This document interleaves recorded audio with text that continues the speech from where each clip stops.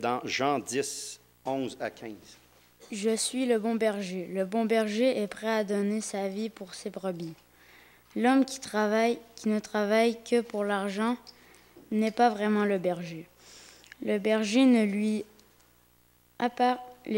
les brebis ne lui appartiennent pas. Il les abandonne et s'enfuit quand il voit venir le loup. Alors, le loup se jette sur les brebis et disperse le troupeau. Voilà ce qui arrive parce que cet homme ne travaille que pour l'argent et ne se soucie pas des brebis. Je suis le bon berger, je connais mes brebis et elles me connaissent. De même que le Père me connaît et que je connais le Père. Et je donne ma vie pour mes brebis. Que Dieu bénisse sa parole. On va chanter maintenant le cantique « La voix du Christ nous appelle ».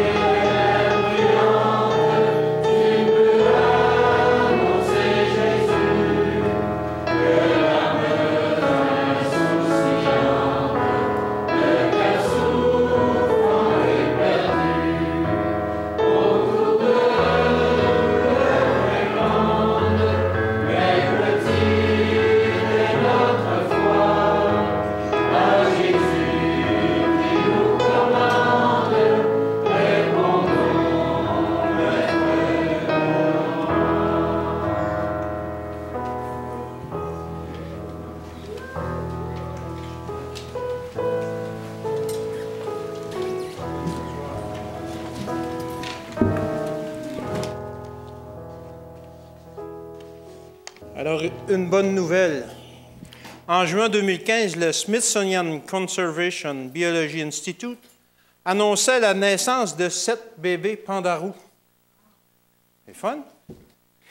C'est un événement rare s'il en est, car les pandas sont présentement en danger d'extinction dans leur pays, c'est-à-dire en Chine. En fait, le Smithsonian Conservation Biology Institute était, il n'y a pas si longtemps, un zoo, tout simplement. Mais depuis quelques années, comme beaucoup d'autres zoos dans le monde, ils ont changé leur vocation pour devenir des instituts de conservation des espèces d'animaux en danger. De là qu'ils travaillent beaucoup pour faire la reproduction d'espèces en danger. Et avec un certain succès, il faut le dire. On estime que les animaux aujourd'hui, les espèces animales, disparaissent environ 100 fois plus rapidement que par le passé.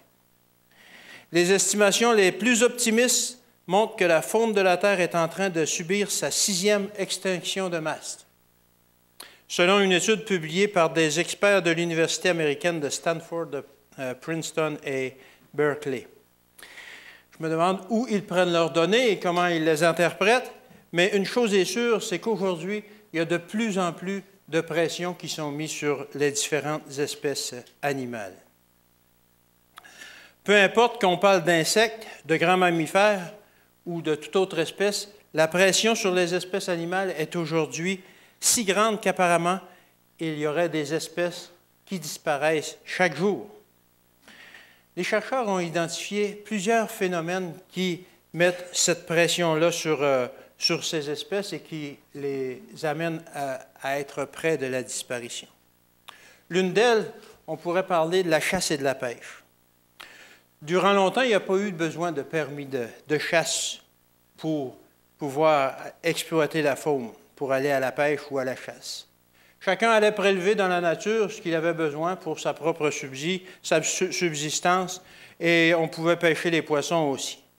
Par la suite, il y a plusieurs pays qui ont établi des règles pour la chasse, mais cela n'a pas empêché certaines espèces de disparaître complètement ou de se retrouver en voie d'extinction.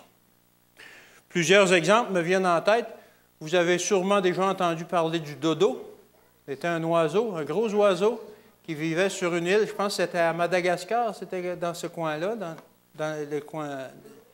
Et malheureusement, cet oiseau-là vivait sur une île et il n'y avait pas de prédateurs. Et lorsqu'un bateau passait près de l'île, il disait « Ah, c'est le temps d'aller refaire nos provisions de viande. » Et on allait et on abattait un paquet de dodo. Et puis, on charrait le bateau et on continuait notre voyage. Malheureusement, on les a abattus jusqu'au dernier. Il n'y en a plus. Vous pouvez regarder ça, c'était un drôle d'oiseau, mais quand même un gros oiseau, effectivement. Vous pouvez retrouver des images sur Internet ou dans un dictionnaire. On l'a exterminé jusqu'au dernier. Plus près de nous, ici, on peut penser à la morue du Canada, les grands bancs de Terre-Neuve où il y avait une réserve de morue inépuisable. Et on a passé avec des chalands, on a tout ramassé ça. Et à un moment donné, on dit, il n'y en a plus. Alors, on a arrêté, là, une vingtaine d'années de pêcher ces poissons-là. Et malheureusement, on a tellement poussé l'espèce à sa limite qu'elle ne réussit pas à reprendre le dessus. Vous avez peut-être déjà entendu parler aussi du grand pingouin de l'Arctique. C'est un oiseau assez grand, un grand pingouin qui ne savait pas voler, il était un peu maladroit sur Terre. Et il a subi un peu le même sort que... il vivait ici au Canada, dans le golfe du Saint-Laurent et le long de la côte du Labrador, et il a subi la même pression que le dodo. Et on s'en servait pour se nourrir et on s'en servait comme appât pour la pêche. Et on a abattu le dernier.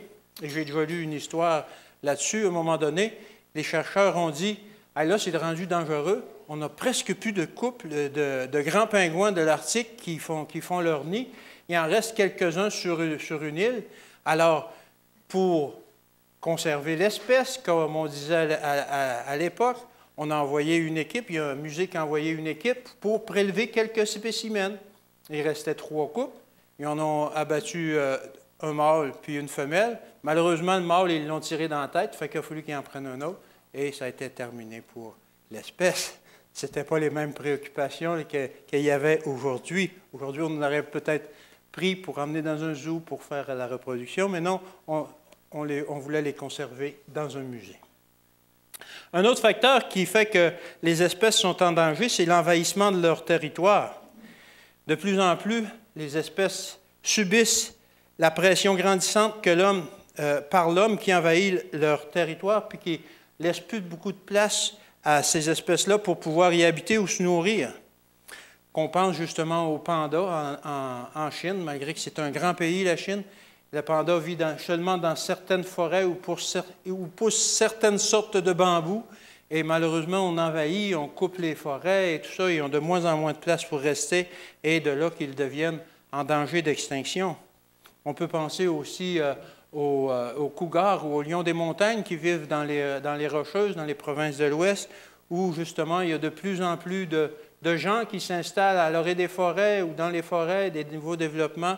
Et malheureusement, souvent, ils sont confrontés à rencontrer des lions des montagnes, des cougars. Et souvent, lorsque un animal sauvage rencontre un homme, c'est l'animal sauvage qui est le perdant, c'est lui qui perd. Et c'est tellement devenu un phénomène inquiétant là-bas que l'alimentation des lions des montagnes change. Au lieu de chasser des chevreuils ou des cerfs, ils chassent maintenant des chiens et des chats qui sont laissés dehors par les propriétaires. Alors, ça devient un problème.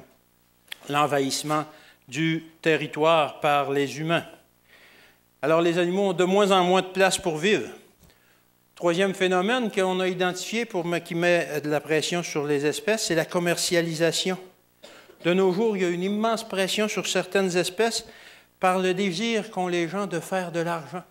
Malheureusement, certains pays sont très pauvres et ils vivent dans des pays, justement, où il y a des gros gibiers. En particulier, on peut penser à l'éléphant d'Afrique, où le braconnage est en train d'exterminer ces bêtes-là parce qu'on les chasse justement pour l'ivoire de leur défense qui est vendu en Chine pour faire des beaux petits bibelots ou des choses comme ça. Et ils sont plusieurs endroits sur le bord de l'extinction où on peut penser même aux rhinocéros qu'on chasse, qu'on tue justement pour prendre la corne, pour faire des médicaments apparemment aphrodisiaques pour justement les Chinois qui sont en panne. Alors, on est en train de mettre, par l'appât du gain, par la commercialisation, on est en train de mettre justement ces espèces-là en voie d'extinction.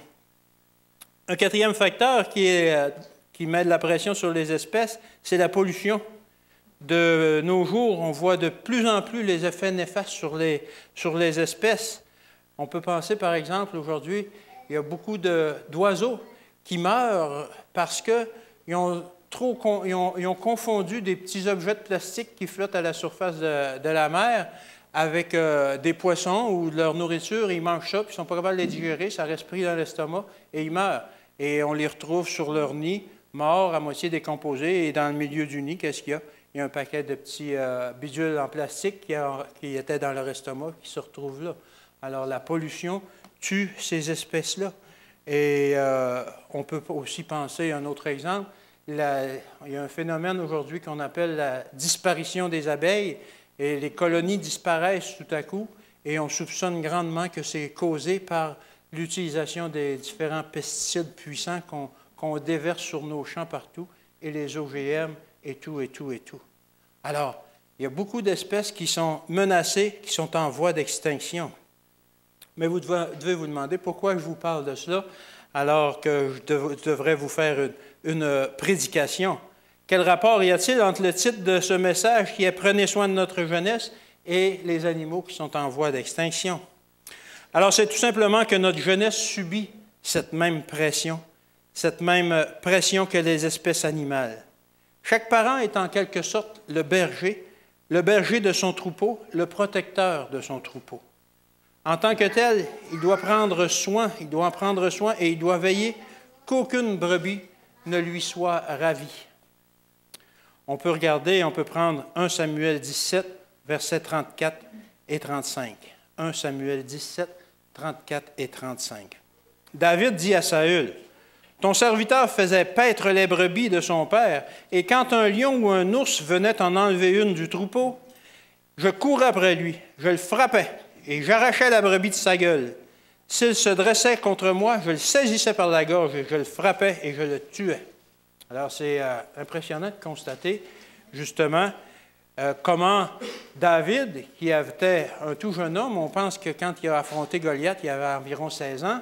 Alors, avant qu'il ait 16 ans, alors qu'il était le gardien à 13, 14, 15 ans, alors qu'il était le gardien des brebis de son père, il n'hésitait pas, justement, à courir après le lion ou l'ours qui avait saisi une brebis, et il sautait dessus, il l'enlevait, et si le lion ou l'ours se tournait vers lui, il attaquait l'ours et puis il l'étranglait, il le tuait.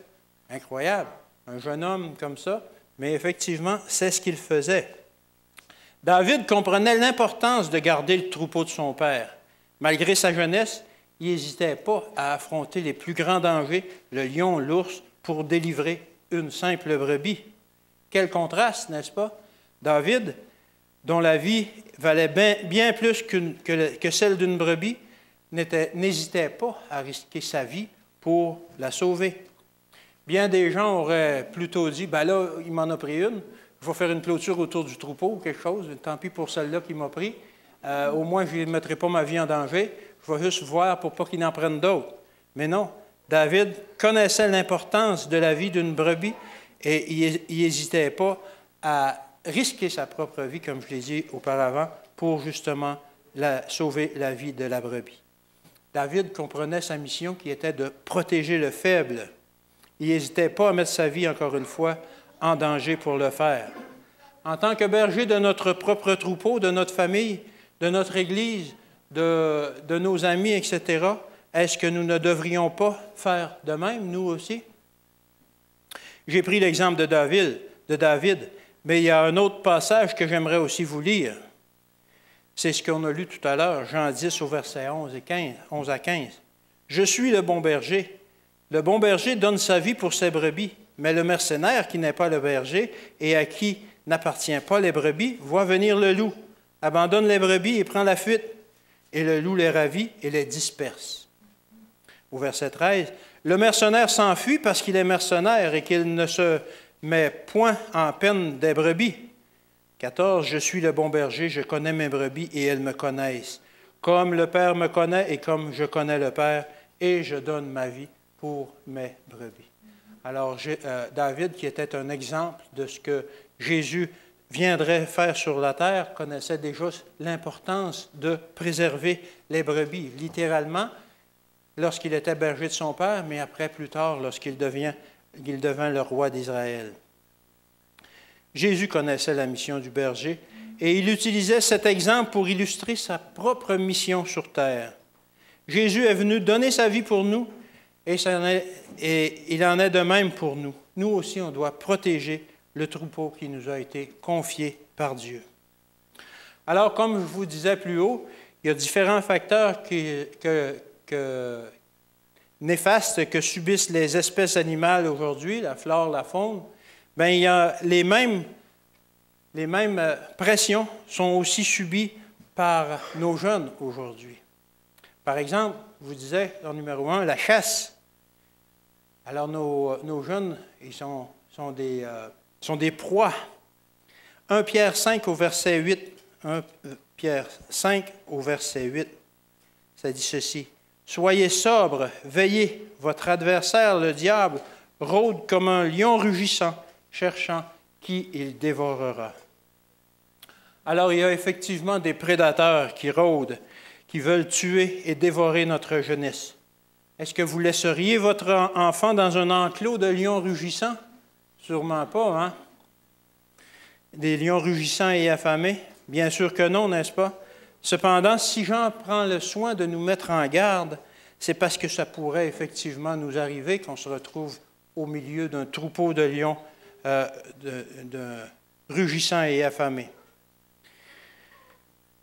Alors, il faut être suffisamment alerte, justement, pour ne pas que ces lions puissent dévorer nos brebis, que le diable ne puisse pas dévorer nos brebis.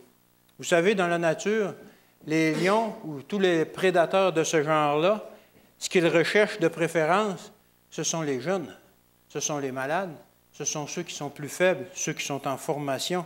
Ce n'est pas un hasard, parce que les jeunes, ils sont plus faciles à attraper. C'est la même chose pour notre jeunesse, pour nos jeunes. De même, dans notre monde, le diable, il ne s'embarrasse pas de scrupules. Justement, il met beaucoup, beaucoup d'énergie à attraper notre jeunesse. Alors qu'ils sont le plus jeunes, qu'ils sont le plus faciles à attraper, c'est là qu'il peut plus facilement les détourner, puis justement s'assurer que lorsqu'ils grandiront, qu'ils ne soient pas attachés à Dieu. Alors, encore une fois, il nous faut protéger notre jeunesse.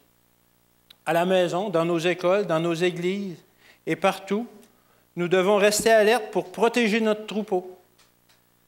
Je sais que David utilisait une fronde souvent pour chasser les indésirables. Lorsqu'il voyait venir le lion, l'ours, il lui lançait des roches pour l'éloigner avant qu'il réussisse à attraper une brebis. S'il avait connaissance qu'un lion approchait, il lui lançait des roches avec sa fronde. Probablement que c'est avec cette même fronde qu'il a affronté Goliath pour le terrasser. Alors, David était en quelque sorte toujours armé. Nous aussi, il nous faut être armés pour affronter le monde et puis pour protéger le troupeau qu'il nous a confié. D'ailleurs, lorsque Jésus est allé au désert, il est allé avec une arme. Il s'est amené une épée, justement pour pouvoir affronter Satan, affronter le diable qui allait justement le tenter alors qu'il serait le plus faible. Alors Jésus, il avait apporté une épée pour l'affronter. Hébreux 4 au verset 12. Hébreux 4, verset 12.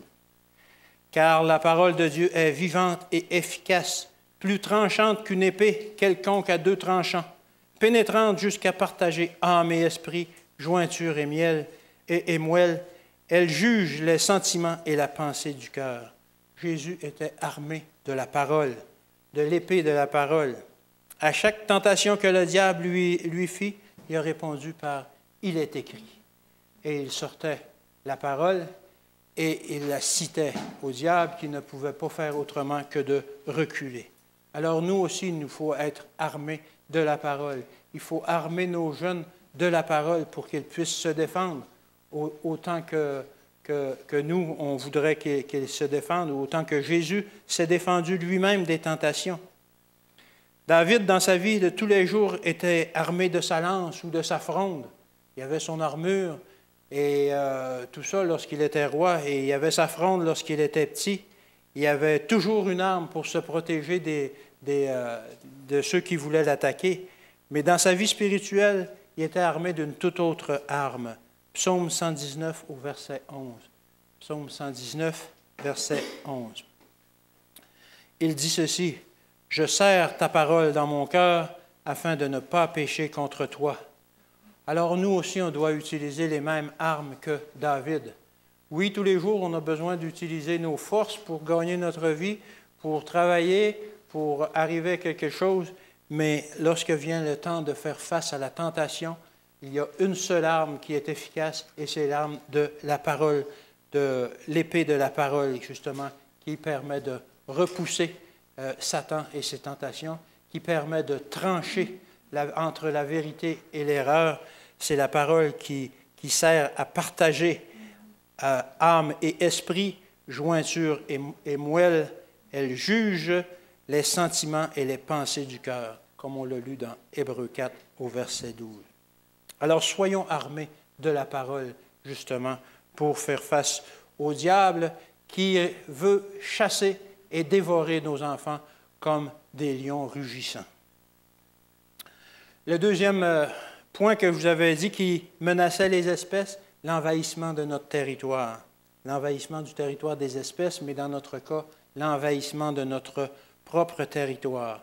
C'est un problème réel que subissent les espèces en voie de disparition, mais c'est un problème encore plus réel que subissent les chrétiens aujourd'hui. Paul nous met en garde. Romains 12 au verset 2. Romains 12, verset 2. « Ne vous conformez pas au siècle présent, mais soyez transformés par le renouvellement de l'intelligence, afin que vous discerniez quelle est la volonté de Dieu, ce qui est bon, agréable et parfait. » Le territoire du chrétien est déjà irrémédiablement envahi. De plus en plus, notre territoire se rétrécit. Auparavant, c'était facile de parler de Dieu. C'était plus facile de parler de Dieu parce que tout le monde croyait en Dieu, ou à peu près. Maintenant, il y a beaucoup de gens qui sont athées. Il y a beaucoup de gens qui ont introduit des nouvelles croyances. On peut penser à l'hindouisme ou le nouvel âge, etc., où l'accent n'est pas mis sur Dieu, mais sur la puissance que l'on a en nous-mêmes, et qui fait que toutes ces croyances-là envahissent maintenant notre territoire. On est confronté à ça. Et aujourd'hui, parler de Dieu autour de nous, ça peut même s'avérer un genre de sport extrême, tant il y a de gens qui ne croient plus en Dieu ou qui croient en d'autres choses. Alors, lorsque vous parlez en Dieu, vous pouvez vous attendre peut-être à être ridiculisé, qu'on vous ferme la porte, mais aussi parfois qu'on désire vous écouter, heureusement. Alors, ces gens qui ont amené toutes sortes de croyances comme ça, ces gens sont dans notre ville, dans nos organisations sociales et politiques, sont dans nos voisins, sont parmi les gens qui nous entourent. Ils apportent toutes ces choses-là, ces croyances-là. Ils viennent bâtir leur maison, leur religion, leur pensée, leur école de pensée autour de nous. Et par tout cela, ils envahissent justement de plus en plus notre territoire. Le territoire que l'on voudrait garder clean, qu'on voudrait garder propice pour justement que nos enfants puissent grandir en sécurité. De plus en plus, il est envahi par toutes sortes de choses comme ça. C'est devenu impossible de ne pas subir cette pression, cet envahissement de notre territoire. Cependant, il y a une solution. Jean 17 au verset 15. Jean 17 au verset 15. « Je ne te prie pas de les ôter du monde, mais de les préserver du mal. » Oui, Jean se rend compte qu'effectivement, on ne pourra pas éviter l'envahissement de notre territoire. On ne pourra pas éviter de vivre parmi le monde. Mais ce qu'il nous dit, c'est de prier pour justement que l'on soit préservé de ces choses-là, de nous préserver du mal. Si nous voyons nos forces, nous pourrons mieux protéger nos enfants de toutes ces influences malsaines. Aujourd'hui, la société se présente sous un aspect qui peut être attirant pour notre jeunesse. Cela nous pousse même parfois à nous dire, « Bien, coudonc, la société, ce qu'enseigne la société, c'est pas si pire que ça. Il y a beaucoup de gens qui ont quand même des belles valeurs. Il y a quand même beaucoup de gens qui prennent soin de nos jeunes et puis qui s'en occupent pour les divertir, etc., etc. » Mais Dieu dit plutôt ceci, Isaïe 55 au verset 8. Isaïe 55, verset 8. Il est bien d'accord qu'on a toutes sortes de beaux discours dans le monde, mais ce qu'il dit, c'est que mes pensées ne sont pas vos pensées et mes voix ne sont pas vos voix.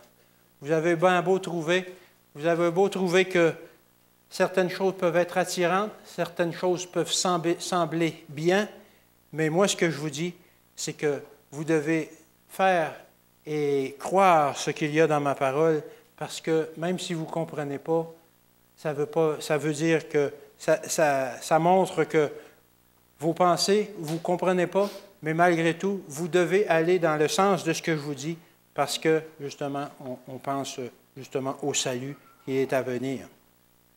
Restons fermes contre l'invasion de notre territoire et continuons d'enseigner les préceptes que Dieu nous enseigne à nos enfants. Absolument. Il faut rester ferme. On subit, en tant que parents, en tant qu'enfants, ils en subissent, mais en tant que parents, on subit toutes sortes de pressions aujourd'hui qui fait que, pourquoi vous ne vous conformez pas? Pourquoi vous n'envoyez pas vos enfants à telle et telle organisation? Ils vont en prendre soin. Vous allez avoir plus de temps pour vous-même. Vous allez pouvoir aller au restaurant ou aller passer une soirée. Vous avez juste à les confier à tel et tel organisme, ils vont s'en occuper. Mais c'est faux, ce sont tous des pièges de Satan qui fait que, justement, on envahit de plus en plus notre territoire, le territoire que Dieu veut préserver pour nous. Je ne te prie pas de les enlever du monde, mais de les protéger du mal. Troisième aspect que subissent les espèces, et autant nos jeunes, la commercialisation. Encore une fois, l'attrait du monde et de tout ce qui s'y passe, toutes ces activités peuvent être attirantes pour notre jeunesse. Notre société notre société moderne met l'accent sur la réussite sociale, sur justement la commercialisation, le commerce, sur la réussite sociale. C'est-à-dire qu'il faut avoir un bon travail, une belle grosse maison dans un quartier chic, une grosse voiture, des beaux habits, une belle auto, etc., etc. Et notre société offre tous les moyens pour que l'on puisse y parvenir, y arriver. Dieu n'est pas contre la réussite. Dieu veut que nous ayons une vie remplie et active, mais Dieu ne souhaite pas nécessairement qu'on soit riche monétairement. Dieu veut que nous soyons, premièrement, riches spirituellement, et il est prêt à nous aider dans ce sens. Deutéronome 28 au verset 13. Deutéronome 28, verset 13.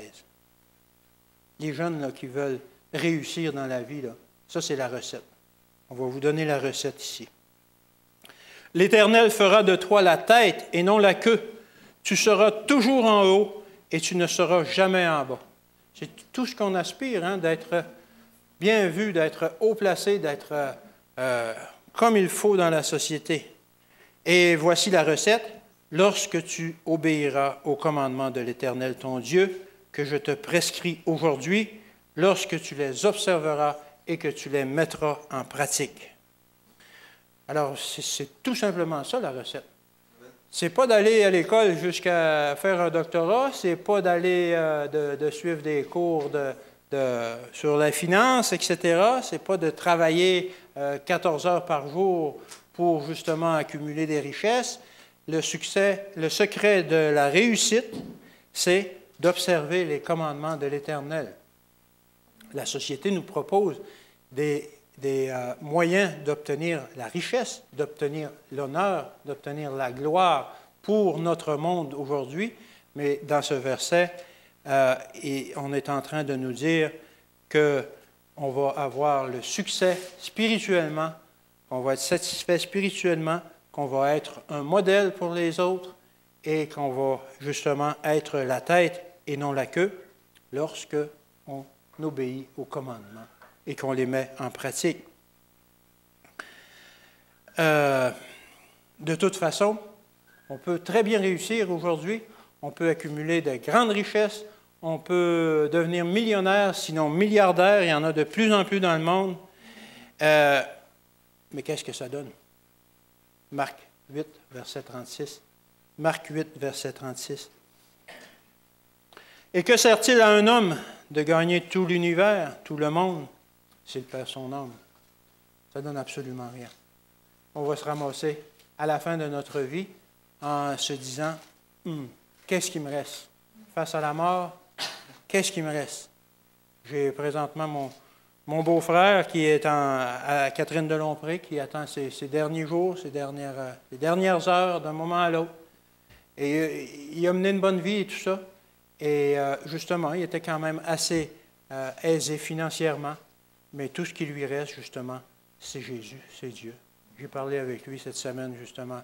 Et puis, c'est tout ce qui lui reste. La seule espérance qui lui reste, c'est plus ses sous, c'est plus ses centaines, ses dizaines ou ses centaines de milliers de dollars.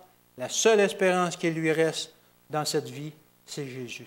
Alors, pourquoi pas maintenant mettre notre espérance directement en Jésus, en Dieu, et d'écouter ce qu'il nous donne comme conseil?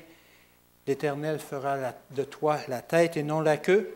Tu seras toujours en haut, tu ne seras jamais en bas lorsque tu obéiras aux commandements de l'Éternel ton Dieu que je te prescris aujourd'hui, lorsque tu les observeras et que tu les mettras en pratique. C'est cela, l'unique façon, l'unique recette, justement, pour être la tête et non la queue. Quatrième facteur, la pollution, que l'on disait qui mettait beaucoup de pression sur les espèces et qui en met aussi, malheureusement, sur notre jeunesse. Je pense que la pollution culturelle qui nous envahit, c'est le plus grand danger pour notre jeunesse. Cette pollution-là nous entoure. Plus que cela, elle a même déjà envahi complètement notre territoire. Du moins, il faut faire de gros efforts pour la maintenir hors des portes de notre territoire, de nos maisons.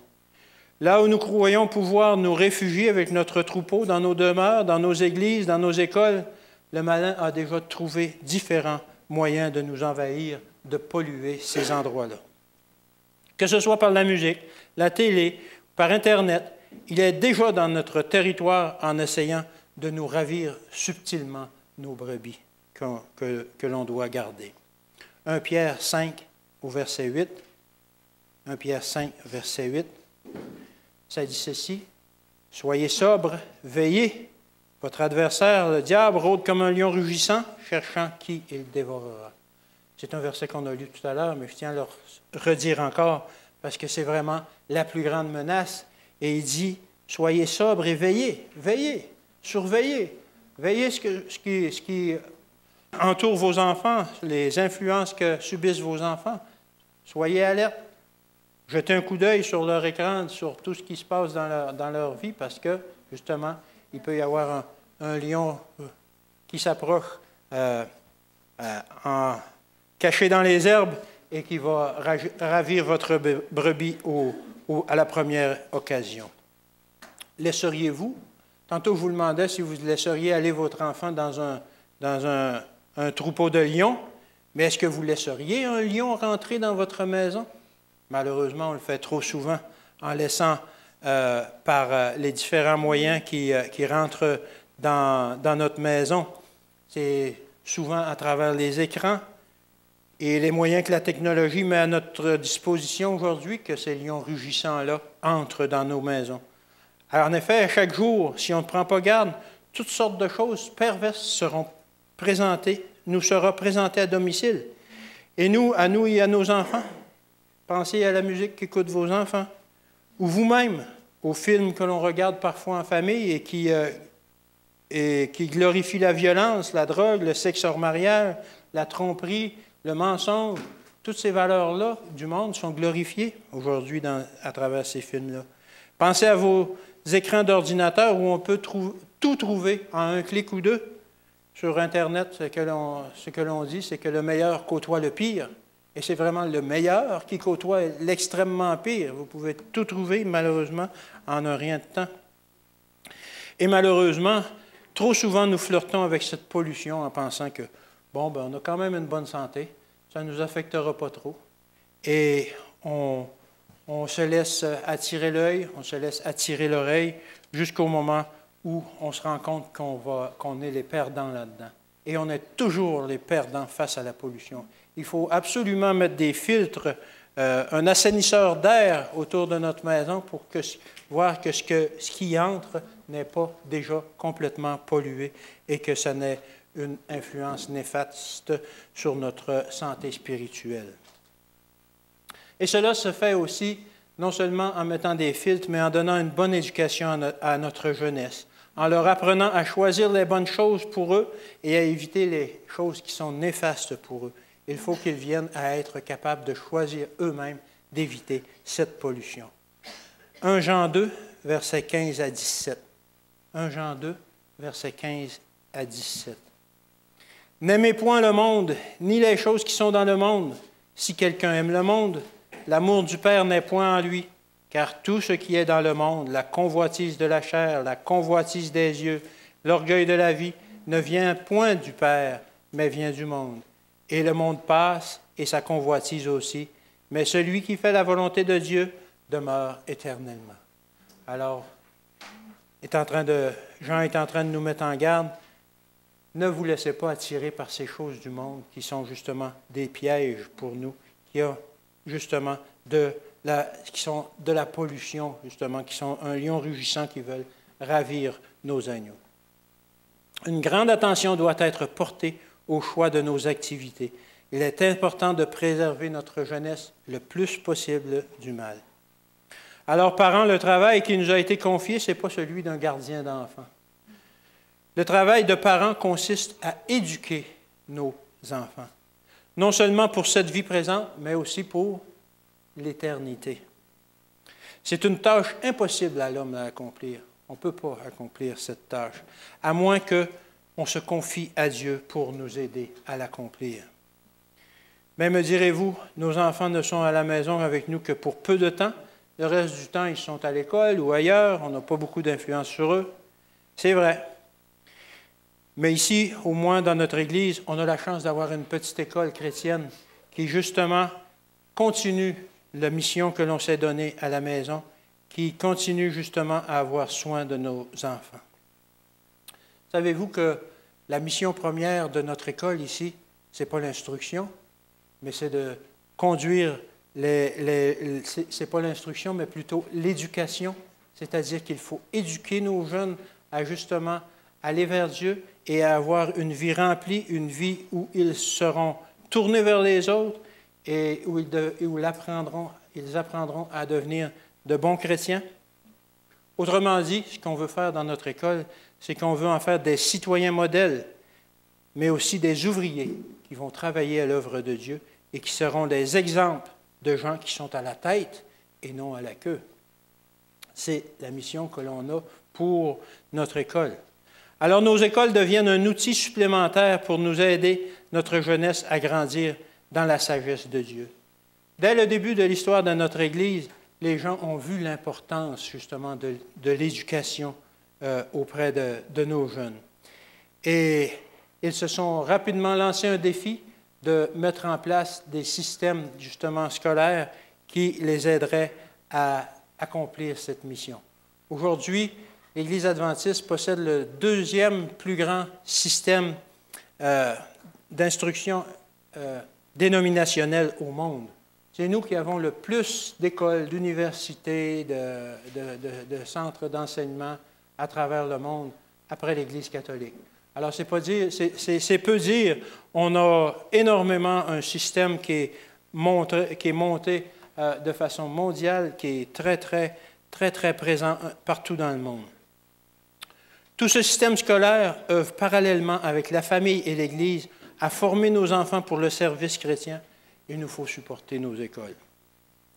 Maintenant, puisqu'il faut passer de la théorie à la pratique, voici quelques suggestions qui nous aideront à protéger notre jeunesse, justement, du lion rugissant qui veut les dévorer. Lorsque vous roulez en auto, vous pouvez utiliser ce temps-là pour discuter avec eux. Quels sont leurs rêves? quelles sont leurs craintes, quelles sont leurs inquiétudes, quels sont leurs besoins. Est-ce que c'est quelque chose que vous faites lorsque vous circulez en auto? C'est justement, ils sont captifs. Là.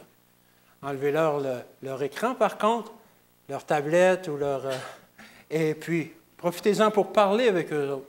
C'est un beau moment qui peut servir à ça. Lorsque vous circulez en auto ou par toute autre occasion, enseignez-leur aussi la politesse. En conduisant, lorsqu'un conducteur vous coupe ou que vous arrivez dans un embouteillage, quelle est votre réaction? Que Dieu le bénisse. Gloire à Dieu. Si c'est ta réaction, c'est correct. Ce que je veux dire, c'est que vos enfants vous surveillent, vous voient et vont vous imiter aussi plus tard. Si c'est que Dieu te bénisse, bien, gloire à Dieu, c'est ceux-là qui vont retenir de vous autres. Si c'est la colère et puis que c'est les insultes, par les insultes que vous répondez à ça, bien, ils vont faire pareil et eux aussi auront du mal justement à comprendre éventuellement l'amour de Dieu. Une autre chose que vous pouvez faire, c'est de prendre du temps pour vous asseoir avec eux, pour regarder un film, par exemple, et ensuite, vous fermez la télé et vous dites « Ah, c'est pas fini, il faut faire un résumé. » Non, vous pouvez prendre un moment pour parler des valeurs qui étaient enseignées dans ce film. Naturellement, vous allez essayer de prendre un film qui a des belles valeurs, mais malheureusement, dans beaucoup de films, à côté, on nous glisse des valeurs qui ne font pas notre affaire. Alors, on ne peut pas empêcher les jeunes d'être confrontés à ces choses-là, mais c'est très important d'en discuter, justement, de leur enseigner que ce qu'ils ont vu, ce n'était pas correct. Et puis que, malgré que ça semblait glorifié dans le film, malgré que ça semblait mis en avant comme étant quelque chose d'important, bien, il faut éviter ces choses-là. Alors, prenez un moment, justement, pour discuter de différentes choses. Ça peut être un article de journal ou quelque chose, et vous essayez de tirer, justement, des bonnes discussions. Enseignez-leur l'honnêteté. Ne prenez jamais rien qui ne vous appartient pas. Même la plus petite chose. Les enfants, ils ont l'œil. Hein? Ils le voient très bien si votre morale est flexible parfois et si vous pouvez profiter, si vous avez la chance de profiter de quelque chose, ils vont vous imiter aussi. En regardant des vidéos ou des photos de famille, parlez-leur des bénédictions que vous avez eues du fait que vous vous êtes mariés. Ils aiment ça, entendre les bénédictions qu'on a eues du fait de notre union, qu'on a choisi de s'unir, qu'on a choisi de former une famille chrétienne et tout ça. C'est le moment, en regardant des photos, des événements, « Ah oui, ça me rappelle ta naissance » ou peu importe, et leur présenter comme des bénédictions que vous avez eues. Si vous assistez à un mariage, par exemple, parlez-leur aussi des bénédictions que le mariage apporte. Éteignez votre TV, parfois, mais pas seulement la vôtre, celle de vos enfants, parce qu'aujourd'hui, chacun en a une dans sa chambre. Et prenez un temps pour faire une activité quelconque avec vos enfants, que ce soit un jeu ou une marche à l'extérieur ou quelque chose comme ça. Lorsque vous jouez avec vos enfants, enseignez-lui le plaisir de jouer et non de gagner. Pas besoin de gagner à tout prix, juste de jouer, c'est de s'amuser, c'est ça qui est le plus important. Débrancher Internet parfois et passer un moment justement en famille. Il y avait une histoire là-dessus qu'un jeune racontait. Il dit, « On n'a pas eu d'Internet en fin de semaine. » Il revenait à l'école, il dit, « On n'a pas eu d'Internet en fin de semaine chez nous. » Il dit, « On a été obligés de parler ensemble. » Il dit, « Ils sont pas mal fins, mais... » Il venait de constater que les membres de sa famille, quand même, ils sont pas mal fins. Alors, prenez du temps, justement, de débrancher, justement, et de passer du temps avec vos enfants. Prenez une marche dans la nature et enseignez-leur les merveilles de la nature que Dieu a créées pour nous. Prenez le temps d'étudier la parole et de prier ensemble. Choisissez pour eux une école où les valeurs que vous voulez enseigner à vos enfants seront enseignées. Et gardez-les le plus longtemps possible afin de pouvoir les faire grandir jusqu'à ce qu'ils soient assez grands, assez solides pour se tenir droit eux-mêmes. Comme vous le voyez, enseigner ses enfants, c'est un paquet de petits gestes qui ne sont pas si contraignants que ça. C'est juste, c'est pas ni compliqué, c'est même, la plupart du temps, un plaisir. juste passer du temps avec eux pour les enseigner, tout en étant un modèle pour eux. Cette jeunesse que sont vos enfants, ce sont des créatures de Dieu qui nous ont été confiées personnellement et collectivement à travers nos familles, notre Église et notre école et nos écoles.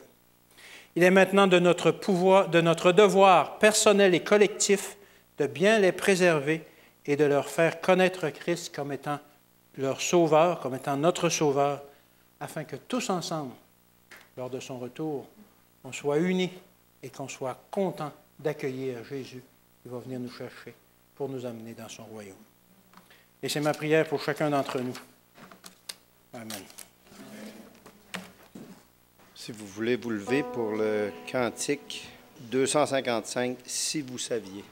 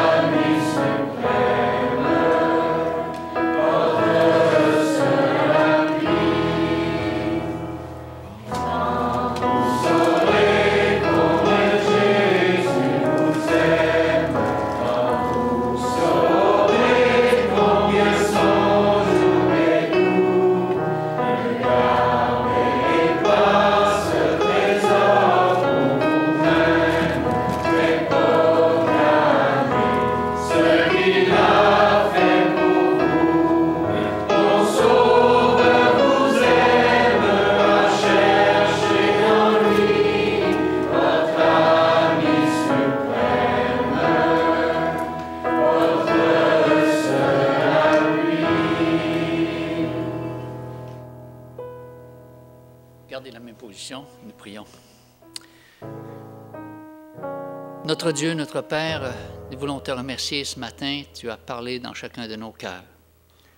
Tu nous rappelles, Seigneur, que l'ennemi va s'attaquer aux familles, il va essayer de tout détruire. Et Seigneur, tu nous as parlé au travers de ces conseils ce matin. Aide-nous à ne pas oublier ce que nous avons appris, mais que par ta puissance, nous puissions le mettre en pratique, afin que nous et nos enfants, nous puissions être avec toi lorsque tu reviendras chercher ceux qui t'aiment. Seigneur, que ta bénédiction repose sur chacun d'entre nous et permets que nous, en tant que parents, nous puissions prendre nos responsabilités. Et Seigneur, que tu puisses être à la première place dans notre vie et que par notre exemple, Seigneur, nos enfants puissent voir que nous aimons vraiment Dieu et que nous aimons nos enfants et que nous voulons, Seigneur, que l'ennemi n'ait pas d'emprise sur eux. Alors que celui qui seul peut vous préserver de toute chute et nous faire paraître devant sa gloire irrépréhensible et dans l'allégresse, À Dieu seul soit notre Sauveur par Jésus-Christ notre Seigneur. À toi soit la gloire, la majesté, la force et la puissance dès avant tous les temps, et maintenant et dans tous les siècles. Que le Seigneur nous renvoie de ce lieu avec sa paix. En son nom, nous te prions. Amen.